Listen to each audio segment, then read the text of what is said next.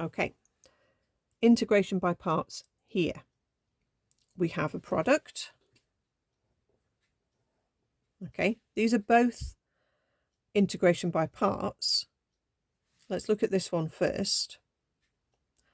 So the x cubed needs, the x cubed and the ln x, you need to decide which is your u and which is your v dash. Okay, but whenever it's an ln as one of your two parts, that always has to be the u, because we know how to differentiate that. Ln x differentiates to 1 over x. So that means the v dash has to be the x cubed. So where you'd normally choose the x as the u, in this case, the ln x has to be the u. That takes priority. So we need to integrate the x cubed to get x to the 4 over 4.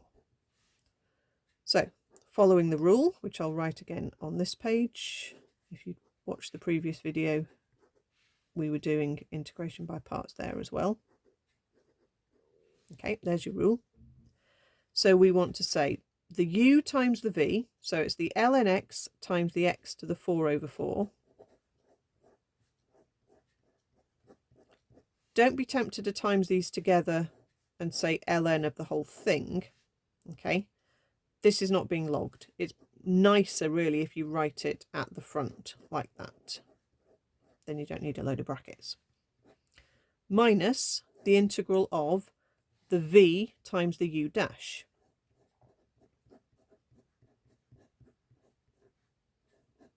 Okay, this can be tidied up to one term.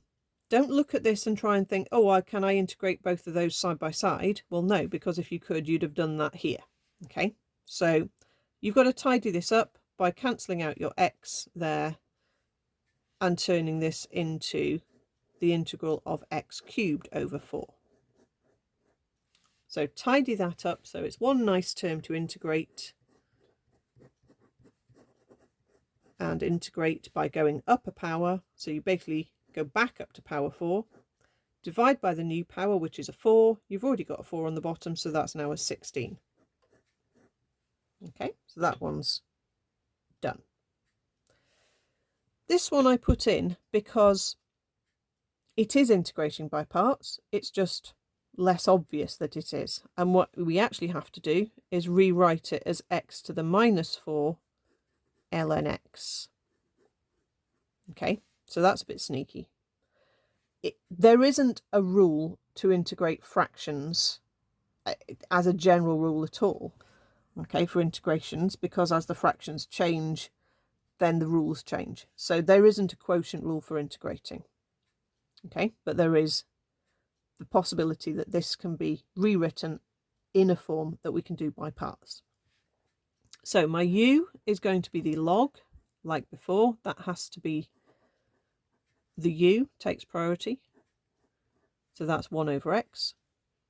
Obviously, if it was ln 2x, it would be 2 over 2x, etc. So don't forget, it might not be plain ln x, but it's not going to be too complicated. So my v dash is x to the minus 4. So my v, we're going to go up a power and divide by the new power. Okay, so I could pull the minus to the front. I'll keep the negative indice, I think, but you could write it like that if you wanted. Okay, so let's pop it into the rule. So we want my u times my v. So like I said before, it's easier if you put the ln second. So I'm going to write minus x to the minus 3 over 3 ln x. Take away the integral of my u dash times my v.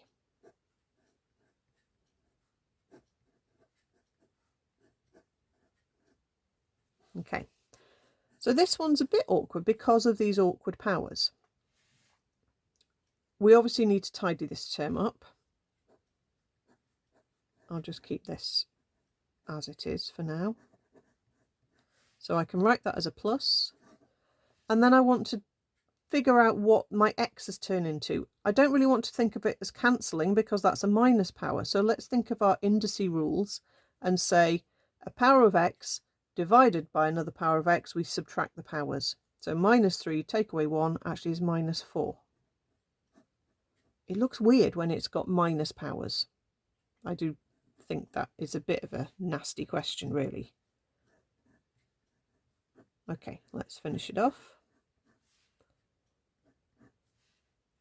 We're integrating this.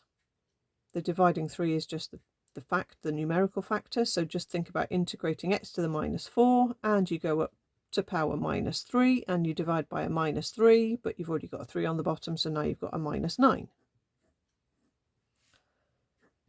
Okay, so we're basically there. We've got minus x to the minus 3 over 3 ln x, and then you can pull the minus to the front on that one.